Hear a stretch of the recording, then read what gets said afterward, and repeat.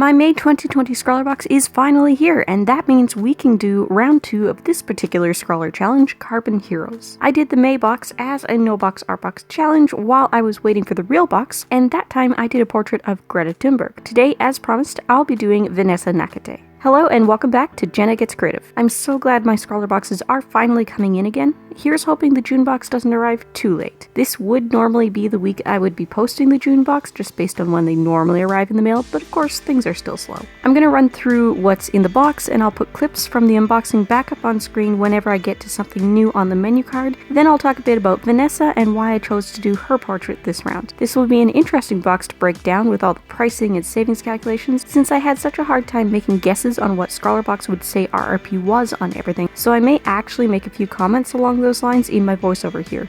Normally I don't.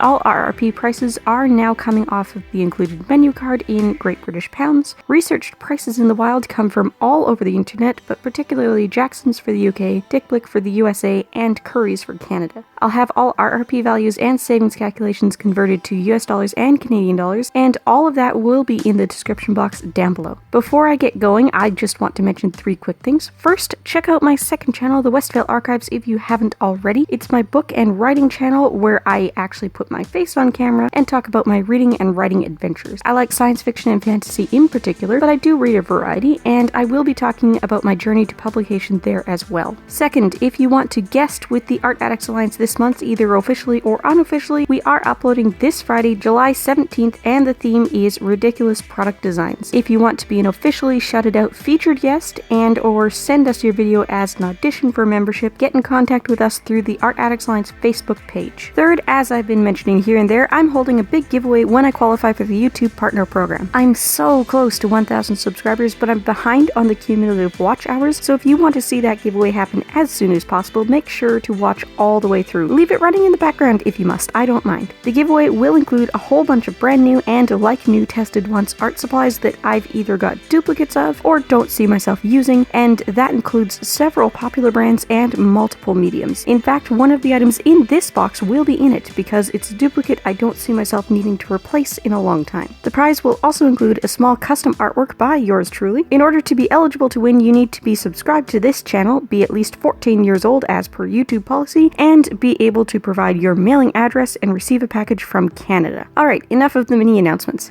This is ScrawlrBox number 57. It is the 3rd box in the new eco-friendly packaging and the 2nd box to include the new zine format. The featured artist is portrait artist Phoebe Cripps, and she does have a personal website and Instagram account you can check out, linked down below. The candy in this box is an Everton mint, and apparently it has a toffee in the center. I haven't tried it yet, and I would not have guessed from the visual appearance that it's a mint. It looks like it should be black licorice. First item on the card, Coats Willow Charcoal Sticks. The highest quality charcoal from the Coat family's renewable willow beds on the Somerset levels. The result is a superior charcoal, black in color and smooth in texture as favored by fine artists. RRP has been estimated at 50p each, or £1.50 for the assortment we got in the box. When I did research for No Box Art Box, I thought everyone received 2 sticks rather than 3, and I did my RRP calculations based on pack sizes, so I thought this listing was worth a cumulative 67p for 2. Either way, Jackson's pack prices do work out to just 25p each, so even as an estimate, this item is overpriced on the menu card. Second item, Seawhite Black Compressed Charcoal Block. Ideal for broad, expressive drawing and fine detail. Its smooth application is easy to blend and layer to create deep, dense tones, and is naturally water-soluble, allowing for interesting line and wash effects. RRP is estimated at £1.15.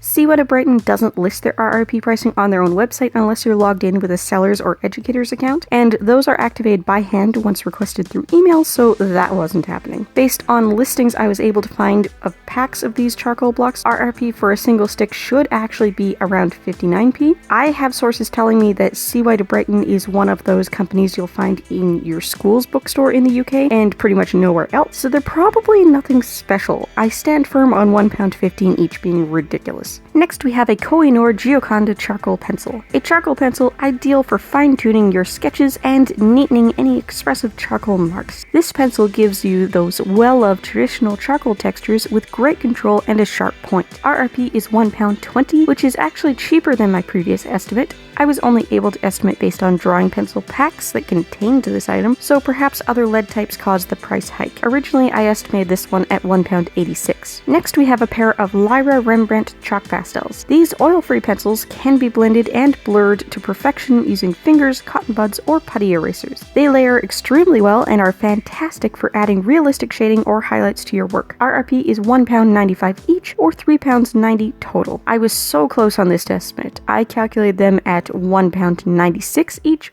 for a total of £3.92. We also got a Lyra Rembrandt Splendor pencil. This Lyra Splendor colorless blending pencil, when applied with a little pressure, gives a glossy surface and helps blend tones seamlessly together. RRP is £1.96. When I was researching RRP, I converted based on the USD MSRP from Blick, which worked out to £1.83, which is pretty close. I'll give that a pass.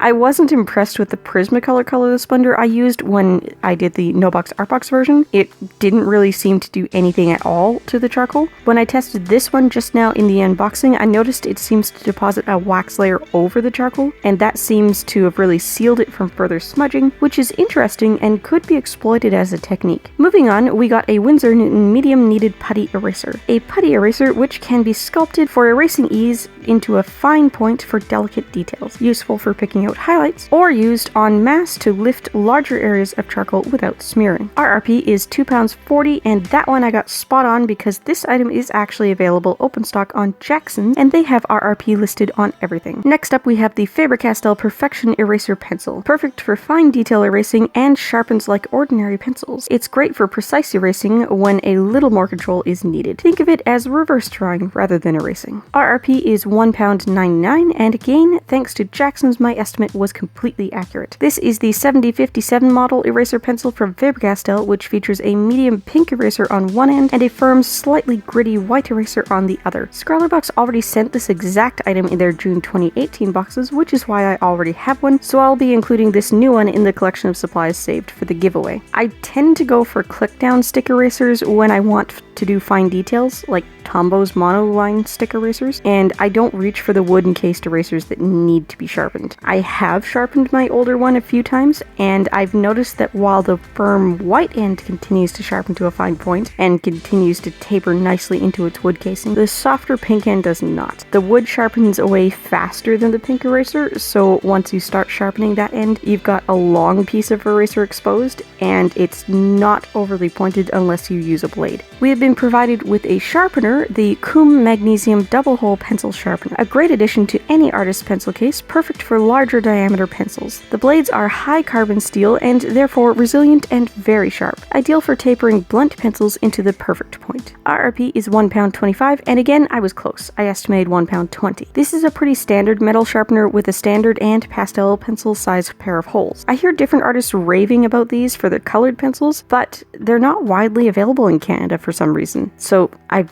never had one. Seriously, they're over $5 on Canadian eBay. There are much cheaper double hole metal sharpeners from other brands available at every Canadian art store you walk into, but not by Coom. Even though you can find their bigger sharpeners in plastic cases, 'tis a mystery. Finally, the card talks about our paper offering, the Paint On Gray A5 pad of 8 sheets. The weight of this paper makes it a suitable surface for a variety of dry techniques. This mid-toned surface is particularly useful for creating dramatic contrast between highlights and shadows. RRP is estimated at £2.50, as this is a custom pad for ScrawlrBox. I estimated it way lower based on the price of a 30-sheet A5 pad on Jackson's, and that came out to £1.28, so I guess they're putting a lot of value in the cardboard backing on this pad. We got the black version of this pad in the December 2019 box, and that was also valued at £2.50, so I guess I should have known. To be fair, that is the box I received without the card and had to ask them to email me the PDF version. They also promised they would mail me the physical card, the missing sticker, and a goodie to compensate for the packing error, but that never came, and that would have been mailed out months before the current world crisis, so I think they just plain forgot. That paper is by Clairefontaine, by the way, and the 30-sheet pad in the same size is only £4.80 RRP according to Jackson's. We were also given a little envelope of 5 5 cotton bud sticks from Eco Living, but those aren't on the menu card, so I guess ScrawlrBox didn't count them in the value of the box. I did price them when I did the no box art box version, and they're about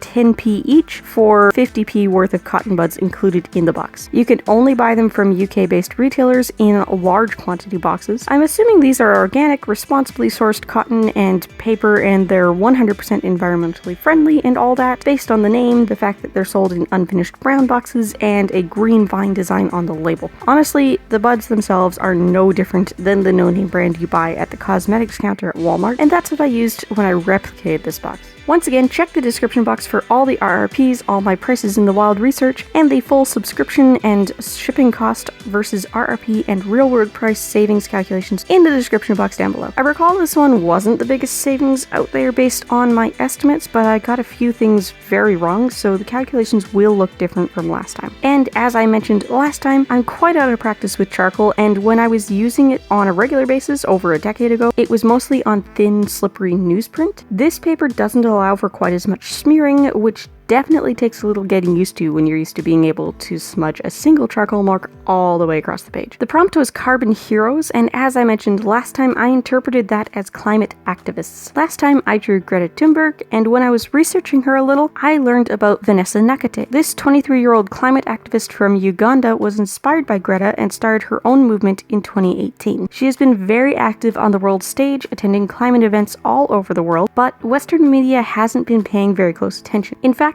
the Associated Press cropped a photo of young activists at the World Economic Forum in January 2020, and in doing so removed Vanessa from the photo. Still pictured was Greta Thunberg, Louisa Neubauer, Isabel Axelson, and Lucina Till. Vanessa Nakate accused the Associated Press of racism for cropping out the only African in the shot. Associated Press responded by releasing the uncropped image, but no official apology was printed. When Vanessa tweeted about this, she said, "You didn't just erase a photo, you erased a continent." And sadly, yes, Africa is often left out of climate talks, along with a long list of other very important global discussions. The world outside of Africa often forgets that there are thriving first world cities and countries in Africa, but more importantly, that even the less developed areas matter and should be included and heard. So Vanessa Nakate, I'm listening. I see you, and now so does my audience. I'm gonna link Vanessa's Twitter in the description, so if you'd like, go follow her. If you're looking for more to watch, I've got some suggestions up on the left-hand side of the screen, and if you'd like to check out my second channel, the Westville Archives, click on my face over on the right. I upload art content here twice a week at minimum, every Tuesday and Thursday, and if you like living life creatively, whatever that means to you, I'd love to have you along for the ride. Bye guys!